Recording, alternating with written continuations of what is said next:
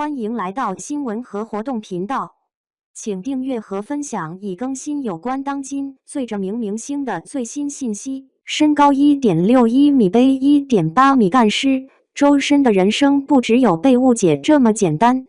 2014年2次拒绝中国好声音邀请的周深，面对节目组的再次邀请，终于鼓足勇气站在了舞台上。彼时的周深21岁，长得瘦小单薄，看着其貌不扬，没有人相信他的嗓子里能蹦出多美妙的音乐。我叫周深，我家里人都不高，我也很矮，1.61米。小时候大家说话都是童声，到了初中人家都变声了，可是变声期没有等我就走了。说罢，周深咧嘴一笑，有意消解这个沉重的话题带来的尴尬。别人登上舞台说的第一句话，往往都是想证明自己的实力和野心，唯有周深一登台就急着解释自己的缺点。身材矮小，被骂伪娘恶心，一直伴随着周深的青春生涯。强烈的自卑感让他没有勇气登上更大的舞台。暗淡无光的漫长岁月，足以消磨一个年轻人对生活的热忱。大约在10岁的时候，从小和姐姐在湖南邵阳农村长大的周深，被父母接到了贵阳读书。初来乍到，周深就录了一首，他靠着唱歌好听进了学校合唱队做领唱，拿了个全市第一。那个时候，周深绝对是班级里的焦点人物，但光环很快就散去了。到了初中，班上的男生都开始变声，只有周深好像和变声期走散了一样，说话还是稚嫩的童声。在一个声音日渐粗糙的男生群体中，声音像小孩一样的周深饱受排挤。青春期的孩子们说出来的话，往往是要多难听有多难听。就这样，周深整个初中时代都没有开口唱过歌，直到上了高中才重新开始唱歌。他一开口就拿下了10佳歌手比赛的冠军，未经雕琢却略显成熟的唱功，让和他一起争夺冠军的学长输得心服口服。其实，周深早在17岁时就小小地火了一把。当时，周深化名卡布勒，活跃在网络翻唱平台，靠着化身孤岛的鲸和9种语言版本演唱的英文歌曲吸粉无数。因为音色甜美，周深一度被粉丝称为卡布女神，这却让他感觉很别扭。声音是女娇娥，身体却是男儿郎，周深觉得自己有必要向粉丝澄清一下。有一次，周深应粉丝要求露了脸，当满怀期待的粉丝看到自己的女神竟然是一个瘦小土气的男生时，顿时气不打一处来。不久后，周深骗粉的言论袭来，伪娘恶心等侮辱性词汇像雪崩一样朝周深涌来。看来音乐这条路是走不通了。几年后，周深在家中安排下前往乌克兰学牙医。古往今来，弃医从文、弃医从商、弃医从军者数不胜数。说到这里，大家也该明白学医有多么辛苦了吧？周深学医本来是奔着毕业后有份稳定的工作去的，结果要应对晦涩难懂的乌克兰语就足够吃力，奈何他对学医也根本没兴趣。看书、考试、挂科、补考、再挂科，是周深学医生涯中的常态。更让周深崩溃的是，他的外国老师好像不喜欢他的中国面孔，经常让身高1.6米的他去背1.8米的尸体。有一次，周深背着尸体标本时，尸体的耳朵突然掉了下来，他幽默又无奈地表示：“这耳朵的触感好蘑菇啊！”在经历了1年痛苦的学医时光后，周深告诉家人他还是要学音乐，转而考上了利沃夫国立音乐学院学习美声。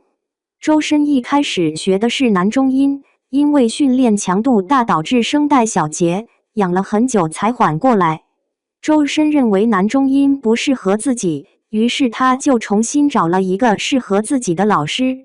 但当时周深的声带小结还未痊愈，老师根本不收他，是他坚持求了3个月，才成为了这位老师的学生。为了学音乐，周深也一度和家里闹翻了，家人不支持他学习音乐这个花费高昂又没有就业市场的行当，断了周深的经济来源。为了追求梦想，周深只能打黑工赚取学费和生活费，最穷的时候天天吃土豆，就这样熬到了大三。大三时，中国好声音剧组找到了周深。中国好声音导演组曾3次邀请周深参加节目，第1季时，周深以为是骗子，没有答应。第2季时，周深在犹豫，但因为过去被骂的经历，他没有鼓足勇气上台。直到第3季，在导演胡敏言磨了周深3个月后，周深才终于同意参加。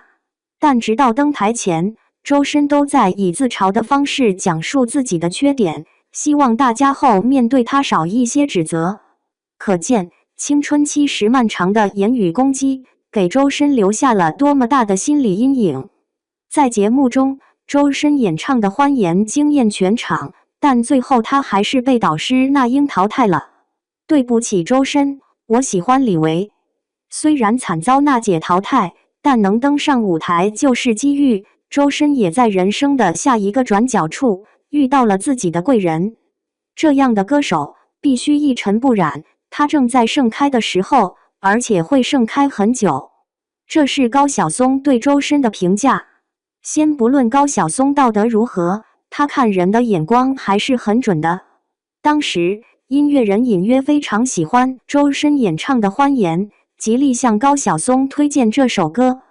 高晓松听过曲目后十分满意，立刻让那英拉了个群，邀请周深进来。之后他不仅给周深写了一首《玫瑰与小鹿》，还向动画电影《大鱼海棠》推荐了周深。如果问观众是在什么时候知道周深这个名字的，大多数人一定会回答《大鱼海棠》。2016年，随着《大鱼海棠》上映，由周深演唱的主题曲《大鱼》火遍全国。那一年，人们都记住了这个个子虽小，但一张口就能唱出直击人们灵魂深处的神曲的歌手周深。大鱼也注入了周深的灵魂，他本来就是一条潜力无限的大鱼，只要浮出水面，就会惊艳四方。在演唱《大鱼》之前，周深签约的经纪公司无所作为，他和李维推出的专辑更是反响平平，事业上一度看不到任何希望。好在潜力无限的周深遇到了高晓松这个伯乐，不仅把他推上了神坛，还自掏腰包帮他出版了第1张个人专辑《深的深》。在高晓松的眼里，好歌手比好歌更难遇到，一旦这个人出现了，哪怕让他掏空口袋也甘之如饴。周深就是这个人。大鱼之后，周深在音乐上的发展越来越顺，从蒙面唱将猜猜猜到深入人心，从青涩的学员变成资深导师，再到春晚舞台上献唱《灯火里的中国》，周深独一无二的完美音色真正飞进了千家万户。当年嘲笑他的声音难登大雅之堂的人早已晋升。看完周深的人生经历，我想到了这2句话：彼得潘终于走完了漫长的小时候，彼时的少年站在成长的尽头，回首过去，一路崎岖竟已遍地繁花盛开。他们用性别和天赋红利做刀划开他的胸膛，胸膛里没有他们幸灾乐祸想看见的汪洋苦水，只有一颗缓慢但坚定跳动着的荆棘心。平平无奇的出身和少年时期的遭遇，让他自卑敏感，却又总是不甘放弃。于是鲲鹏生出羽翼，翱翔9天之外，大山中飞出百灵鸟，幽冥传万家。